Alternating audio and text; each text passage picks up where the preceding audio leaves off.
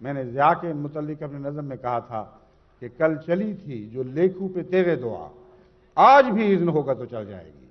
بس خدا کی قسم وہ تیغ دعا چل چکی ہے، اب اسے کاٹ کر دکھاؤ، اسے رد کر کے دکھا دو، تب میں مانوں۔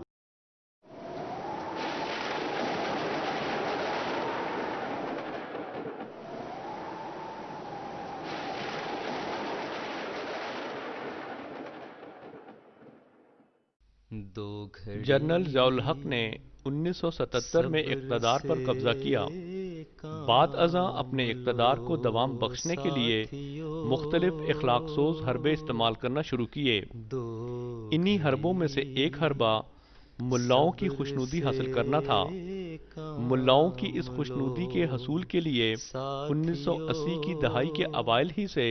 ضیاء الحق نے اسلام کے نام پر مختلف اقدامات اٹھانے شروع کیے۔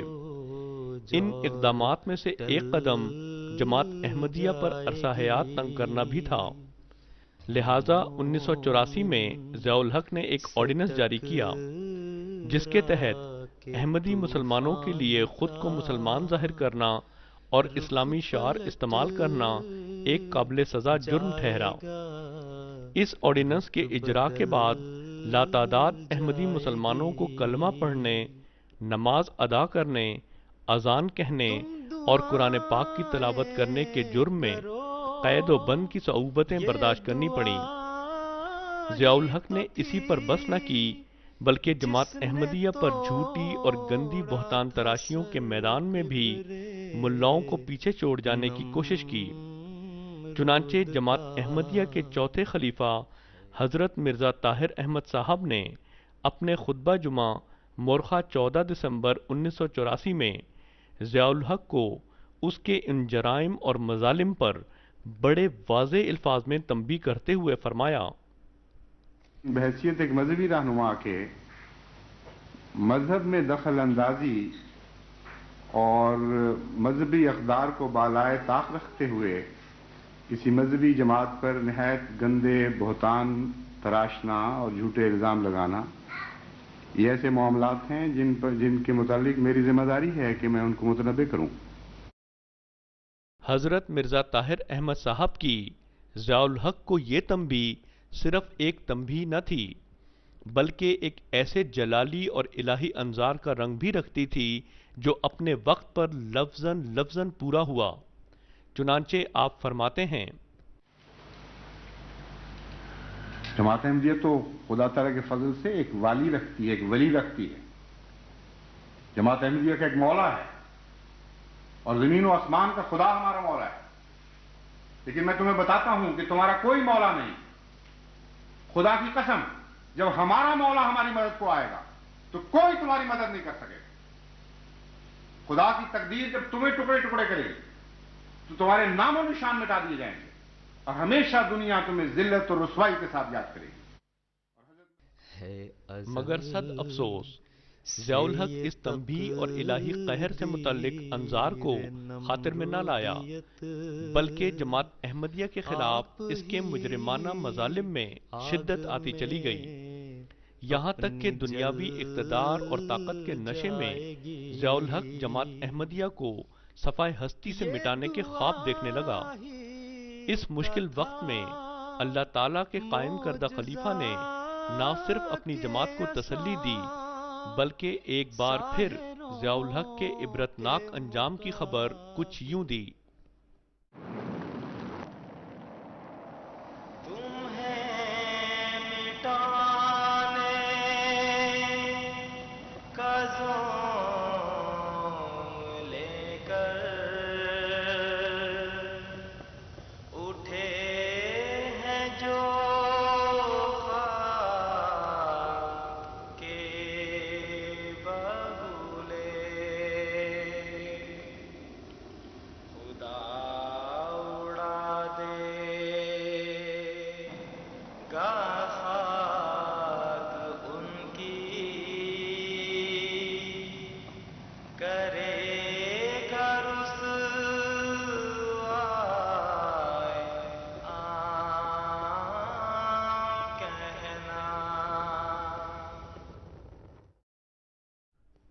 بار بار کی اس تنبیہ اور الہی قہر سے ڈرانے کے باوجود ضیاء الحق جماعت احمدیہ کے خلاف اپنے مظالم میں بڑھتا چلا گیا،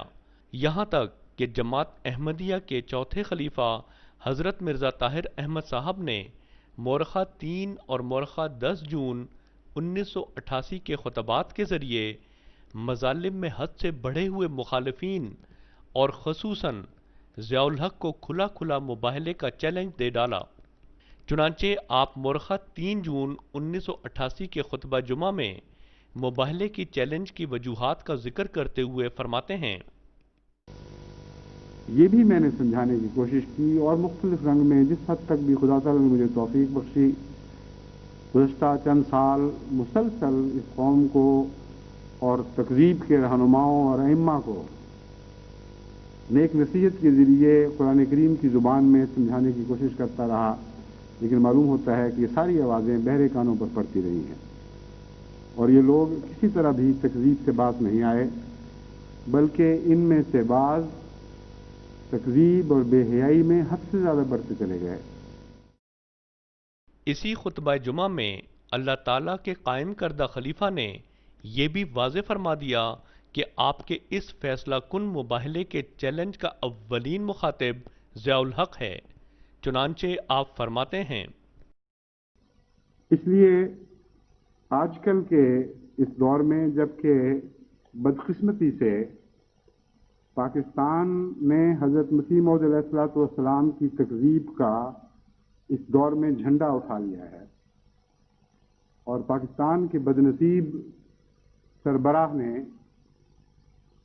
جو پہلے ڈکٹیٹر کے طور پر ظاہر ہوئے، پھر اس کے بعد صدر کا چولا پہنا، پھر واپس آمریت کی طرف رخ اختیار کیا اور حال ہی میں جو واقعات رونما ہوئے ہیں ان سے پتہ چلتا ہے کہ دوبارہ آمریت کا لباس اگر کھلم کھلا نہیں پہنیں گے تو عملاً پہن کر اس حیثیت سے اپنے عرصہ حیات کو لمبا کرنے کی کوشش کریں گے۔ وہ اس وقت حضرت مسیح موعود علیہ الصلوۃ والسلام کی تکذیب کے سب سے بڑے لمبردار ہیں۔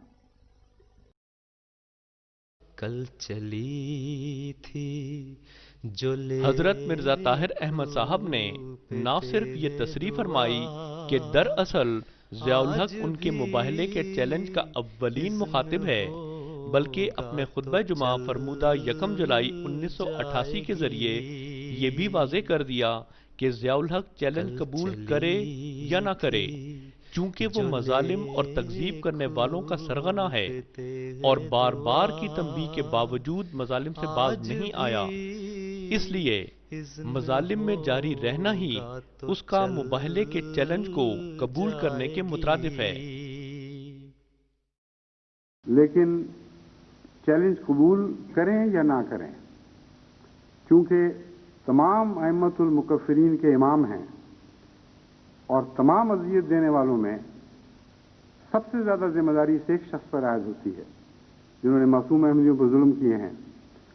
اور اس ظلم کے پیچھے پڑ کر جھانکنے کی کوشش کی ہے کہ جو میں نے حکم جاری کیا تھا وہ جاری ہو بھی گیا ہے کہ نہیں، اور ایک معصوم احمدی کیسی تکلیف محسوس کر رہا ہے۔ جب تک یہ پتہ نہ چلے ان کو لذت محسوس نہیں ہوتی تھی۔ ایسے شخص کا زبان سے چیلنج قبول کرنا ضروری نہیں ہوا کرتا، اس کا اپنے ظلم و ستم میں اسی طرح جاری رہنا اس بات کا نشان ہوتا ہے کہ اس نے چیلنج کو قبول کر لیا ہے۔